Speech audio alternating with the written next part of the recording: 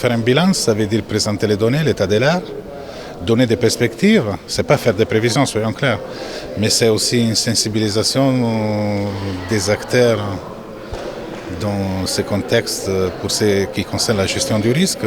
Et c'est donc une forme de sensibilisation, c'est une pédagogie aussi, mais c'est surtout la nécessité de présenter un bilan de nos activités.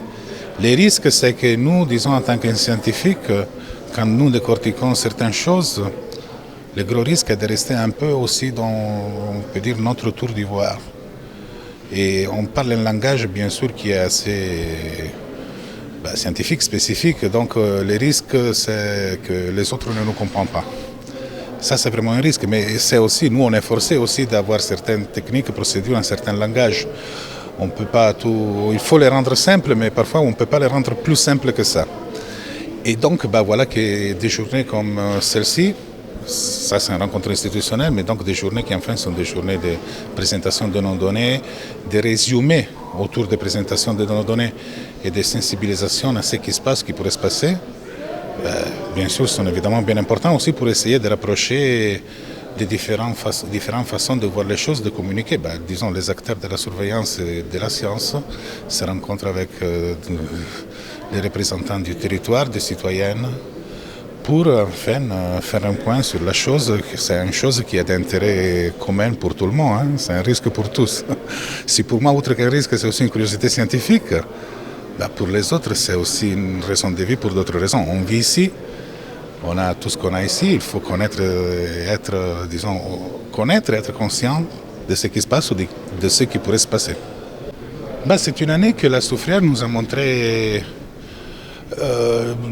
qu'elle a des moments, des regains assez soudains. Et ça, c'est une chose qu'on avait déjà vue en 2018.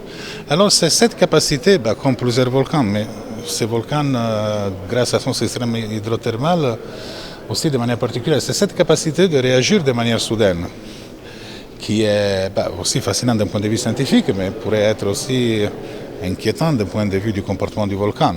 Parce que quand on réagit, on pourrait toujours atteindre des seuils critiques ou non. Là, ça n'a pas été le cas, bien évidemment, mais c'est sûr qu'octobre-novembre, c'est resté dans la normalité, on l'a toujours dit, mais on a remarqué, on l'a dit, une suractivité du dôme. Après, on voyait que c'était une suractivité, rien plus que ça. Et on la suivait aussi pour être sûr qu'il n'y avait pas des escalades ultérieures. Mais c'est sûr qu'il y a, je pense, quelque chose de superficiel. Mais il y a eu une réaction du système. Je ne suis pas en train de dire, attention, ça je veux bien le préciser, je ne suis pas en train de dire que quelque chose se passe au niveau vraiment volcanique. Je dis seulement que le système, je pense, aussi sa partie superficielle, mais pas seulement, a réagi à certaines contraintes, qui peuvent être de nature tout bêtement structurelle, comme toutes choses qui sont bâties et construites doivent avoir une capacité intrinsèque structurelle de ne pas tomber, par exemple, des choses comme ça. Donc je ne veux pas être mal entendu sur ce point-là. Mais sûrement, en octobre-novembre, nous avons vu pas de grosses choses, mais des changements, des réactions qui ne nous ont pas inquiétés, soyons clairs, ne nous ont pas inquiétés, mais qui nous ont sollicité toujours à opérer notre vigilance renforcée. Seule chose qui, parfois, les bras et les ressources humaines manquent, on n'est pas beaucoup, on essaie de faire le possible, parfois l'impossible. Il y a une limite aussi humaine à tout ce qu'on voudrait faire que malheureusement on ne peut pas faire. Bien évidemment, puisque c'est notre rôle, la protection des biens et des personnes. Je vous ai dit que j'étais responsable dans ma commission des risques majeurs. Donc nous mettons à disposition ce bâtiment qui se trouve sur le Ouelmont, avec évidemment une subvention de fonctionnement de 39 000 €.